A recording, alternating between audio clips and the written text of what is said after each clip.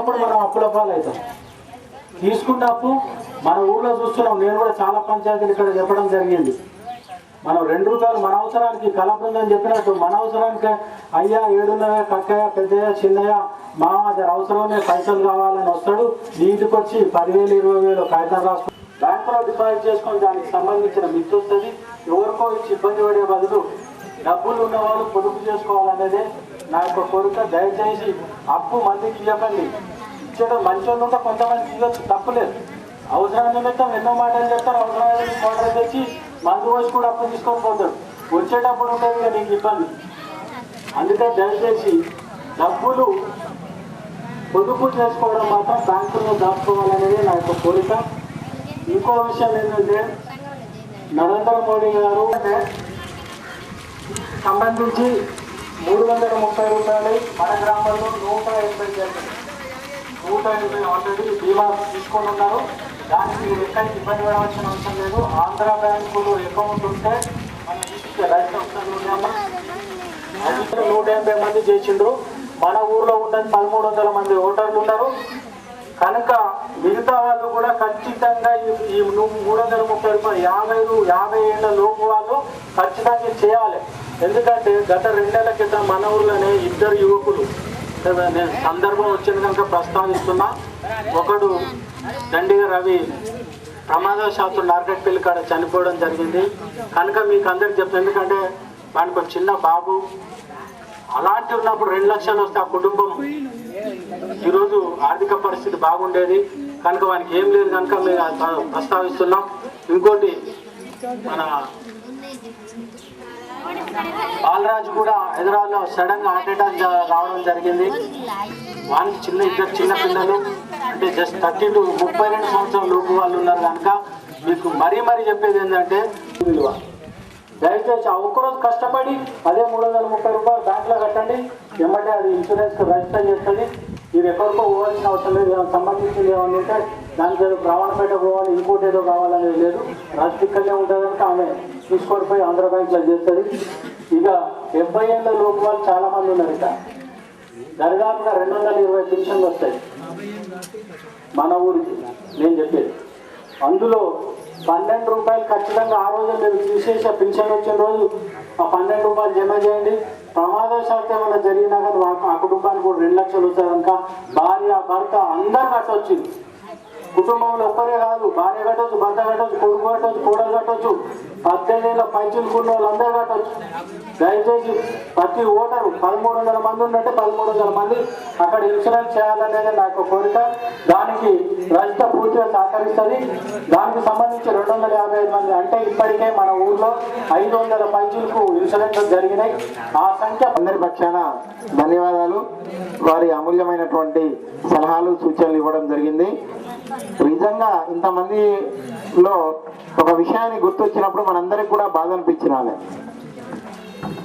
ఒక వ్యక్తి సడన్ గా జరిగిపోయిందంటే అతను ఏం చేసిండయ్యా అప్పులు చేసిండు ఇంట్లో అని అనకుండా ఉండాలి. అంటే ఆ కుటుంబం ఒక 90% అతను పోయిందని బాధతో, ఇంకో 10% అతను చేసిన అప్పులను ఏ విధంగా తీర్చాలని బాధతో ఉన్నటువంటి కుటుంబాలు చాలా ఉన్నాయి మన తెలంగాణ రాష్ట్రంలో. అందులో ప్రధానంగా మరి మద్యపానం. ఇంకా రాబోయే రోజుల్లో కొత్త చట్టం వస్తుంది. ఇంకొక 3 నెలల తర్వాత మద్యపానం ఎక్కడైనా అంటే నేను ఈ సందర్భంగా మీకు తెలియజేస్తున్నా, అది మీ వ్యక్తిగత అభిప్రాయం మీద వదిలిపెడుతున్నాం. రాబోయే రోజుల్లో ఎవరైనా మద్యపానం సేవించినా, ఇక్కడ అమ్మకాలు జరిగిన ఆధార్ కార్డు తర్వాత రేషన్ కార్డుతో లింక్ పెట్టడానికి ప్రభుత్వం ఆలోచిస్తుంది. కాబట్టి మనము ముందే ఆ బారి నుండి రక్షించుకోవడానికి మనం ప్రయత్నం చేసినట్టయితే చాలా చక్కగా ఉంటుందనేది ఈ సందర్భంగా సలహాలు సూచనలు ఇవ్వడం జరిగింది. మన కళా బృందం వారు మరి మరొక పాట పాడినగానే మన బ్యాంక్ మేనేజర్ గారు మన ముఖ్య అతిథులు మరి మాట్లాడి ఆ యొక్క ప్రచార రథాన్ని ప్రజలన్న ఊపి ప్రారంభించనున్నారు. వీళ్ళందరూ చూస్తే అంటారా?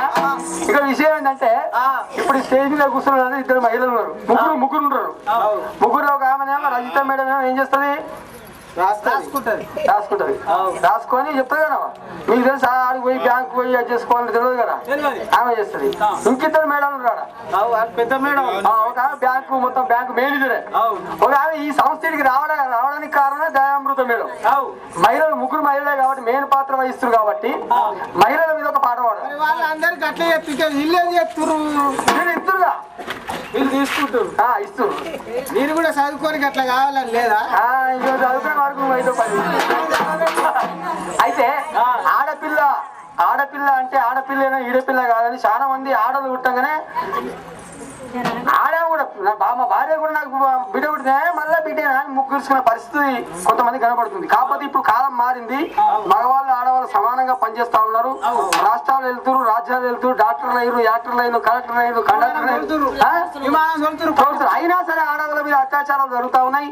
దాన్ని అరికట్టబడాల్సిన బాధ్యత కూడా ఇది మన సబ్జెక్ట్ కాకుండా కానీ మహిళ అధికారం ఉంది కాబట్టి ఇక్కడ దాని ఒక పాట.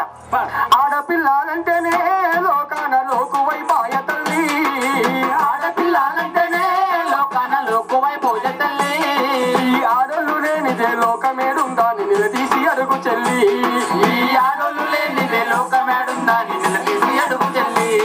అరే ఆడపిల్లలు పుడితే మూతులు ముడిచేరు, మగ పిల్లల కొరకు నోములే నోచారు, పిల్లల కొరకు నోములే నోచారు, మగ పిల్లల కొరకు నోములే నోచారు. ఆడపిల్లలు అంట్లు దోమిస్తారు, మగ పిల్లవాడిని బడికి పంపిస్తారు, మగ పిల్లవాడిని బడికి పంపిస్తారు, మగ పిల్లవాడిని బడికి పంపిస్తారు. ఆడమొగ తేడా ఎందుకు ఇద్దరు ఉండాలిగా, ఆడమొగ తేడా ఎందుకు ఇద్దరు ఉండాలిగా, ఒకరికొకరు తోడు నీడగా లేకుంటే బ్రతుకే నడువదుగా, ఒకరికొకరు తోడు నీడగా లేకుంటే బ్రతుకే నడువదుగా.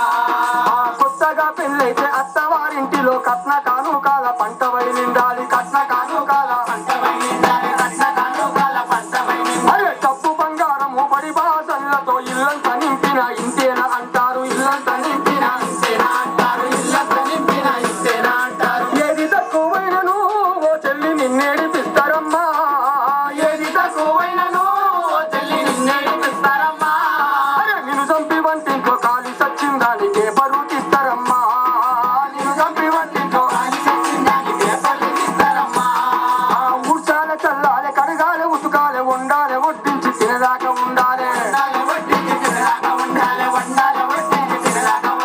ఒళ్ళంతా ఉంచిన పని ఒడవదోయమ్మ, తెల్లారే పొద్దుకే తీరువాటం లేదు, తెల్లారే పొద్దుకే తీరువాటం లేదు, తెల్లారే పొద్దుకే తీరువాటం లేదు. రోజుకి 24 గంటలు నీకు డ్యూటుంటదమ్మా, రోజుకి 24 గంటలు నీకు డ్యూటుంటదమ్మా.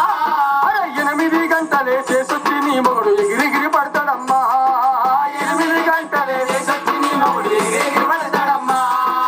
ఇల్లంతా సరి చేసి పిల్లల సవరించి అత్త మామల చూసి మొగని మెప్పు పొంది,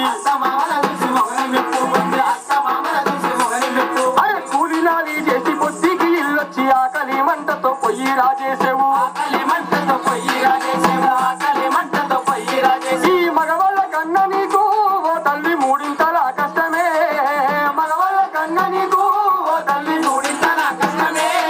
ఆ కూలి డబ్బుల కాడ మగవాళ్ళ కన్నా నీకెందుకు తక్కువమ్మా, ఆ కూలి డబ్బుల కాడ మగవాళ్ళ కన్నా నీకెందుకు తక్కువమ్మా, ఆ కూలి డబ్బుల కాడ మగవాళ్ళ కన్నా నీకెందుకు తక్కువమ్మా, ఆ కూలి డబ్బుల కాడ మగవాళ్ళ కన్నా నీకెందుకు తక్కువమ్మా. నడిచని చెట్టువమ్మా ఓ తల్లి త్యాగాల పెట్టవమ్మా, నడిచని చెట్టువమ్మా ఓ తల్లి త్యాగాల పెట్టవమ్మా. ఆకురాల్చినట్టు కష్టాలు మరిచేవు ప్రేమల్ని పంచేవమ్మా, ఆకురాల్చినట్టు కష్టాలు మరిచేవు ప్రేమల్ని పంచేవమ్మా, ఆకురాల్చినట్టు కష్టాలు మరిచేవు ప్రేమల్ని పంచేవమ్మా, ఆకురాల్చినట్టు కష్టాలు మరిచేవు ప్రేమల్ని పంచేవమ్మా. తప్పదు కూడా రాడు ఆ సాయి రాదు విస్కీ సంపింది కడుపు విస్కీ, అపోయంతి విస్కీ సంపింది కడుపు విస్కీ, అపోయంతి విస్కీ సంపింది కడుపు విస్కీ, అపోయంతి విస్కీ సంపింది కడుపు విస్కీ. ఇక తక్కువ కదా ఆ షాపును నవ్వోసి నవ్వింది నన్ను చూసి. మా బిడ్డ అంటది రోజు జనం తాగుతావు కదా నాయన నువ్వు, తాగితే ఏం వస్తది అంటే ఏం చెప్పాలో నాకు అర్థం కాలేరా. చెప్పపోయినా రోజు ఇంత వేసుకున్నప్పుడు మంచిగా 2 గంటల సేపు మాస్తు పదార్థం విద్యా చెప్పాలి. అయితే నిజంగా తాగేటప్పుడు మనకు కూడా అర్థమవుతుంది. కళ్ళు మూసుకొని కడుపులోని నేను కష్కడంతా మింగితే కత్తిని మింగినట్టు ఇందాక సర్పంచ్ సార్ చెప్పాడు తాగుడు పని చేసుకోవాలని. అయినా ఆడికి వంగనకుంటుంది ఏమైతే పోతా 100 రూపాయలు 300 సంపాదించిన అయ్యారా. కత్తిని మింగినట్టు కడుపులోకి వాయరా ఎందుకు ఈ బాధ మరి అని చెప్పేసి ఇవాళ నుంచి పల్లెవాడోళ్ళు మనం అందరం కలిసి ఇంగిలీసు మందు ఈ రోజు నుంచి బంధు, ఇంగిలీసు మందు ఈ రోజు నుంచి బంధు, ఇంగిలీసు మందు ఈ రోజు నుంచి బంధు, ఈ రోజు నుంచి బంధు, ఈ రోజు నుంచి బంధు, ఈ రోజు నుంచి బంధు. Thank you. మన గ్రామానికి ఇచ్చేసినటువంటి ఆంధ్ర బ్యాంక్ మేనేజర్ గారికి మేడం బహుశా ఈ నెల ట్రాన్స్ఫర్ అవుతుంది అనుకుంటా కనుక మేడం గారికి పల్లెవాడ మీద ప్రత్యేక ప్రేమ ఉండే కనుక మా గ్రామం తరఫు నుంచి మన మహిళా సభ్యుల ద్వారా మేడం గారికి సన్మానం జరుగుతుంది. దానికి సంఘబంధం పల్లివాడ సభ్యుల ద్వారా ఆంధ్ర బ్యాంక్ మేడం గారికి చిన్నపాటి గ్రామం తరఫున సన్మానం జరుగుతుంది.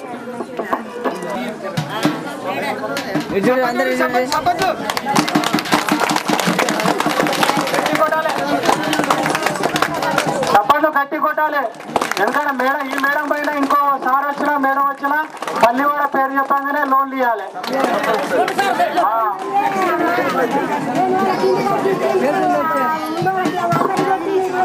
చప్పట్లు గట్టి కొడతలేరు కదా. మొగోళ్ళ కోపం వచ్చినట్టుంది, ఆడలతోనే సన్మానం చేపిస్తున్నాను.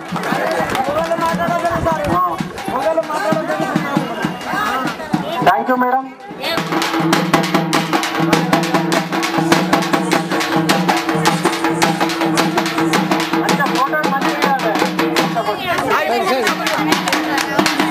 అందరూ గట్టిగా చప్పట్లు కొట్టాలి.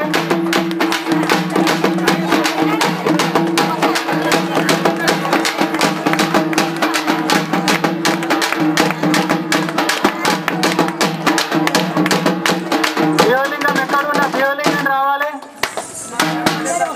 బయటికి వెళ్ళండి. మిమ్మల్ని ఉత్తేజపరచడానికి కొన్ని విషయాలు చాలా చక్కగా చెప్పారు.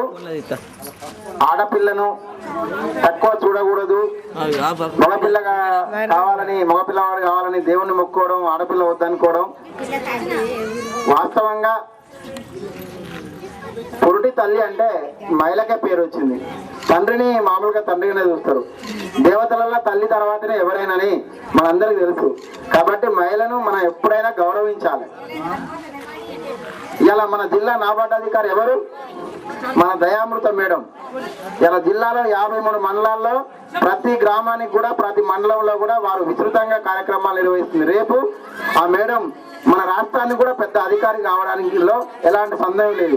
మరి వారు కూడా మన దేశానికి మహిళే కదా. ఈ దేశానికి ప్రధానమంత్రిగా పరిపాలించింది ఎవరు? శ్రీమతి ఇందిరాగాంధీ. ఆమె కూడా ఒక మహిళే.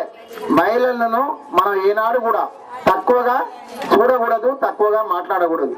నేను కూడా మ్యారేజ్ అయిన తర్వాత ఫస్ట్ దేవునికి మొక్కింది అమ్మాయి కావాలనే. నిజంగా చెప్తాను ఇంతమంది ముందు. కానీ నాకు అట్లనే ఆ పాపే పుట్టింది. ఆమెకు చాలా సంతోషం అన్నట్టు. నాకు ఆ పాప పుట్టినవే నాకు ఒక లక్ష్మి కలిగింది అనుకుంటా. ఆమె పేరు సిరి అని పెట్టిన నా పేరు. అంటే మహిళలను ఎక్కడైనా నేను ఈ పాట పాడిన కాబట్టి చెప్పవలసి వచ్చింది. ఫస్ట్ అమ్మాయే పుట్టాలి ఇంట్లో. ఆ అమ్మాయితోనే లక్ష్మి వస్తుంది. కాబట్టి అది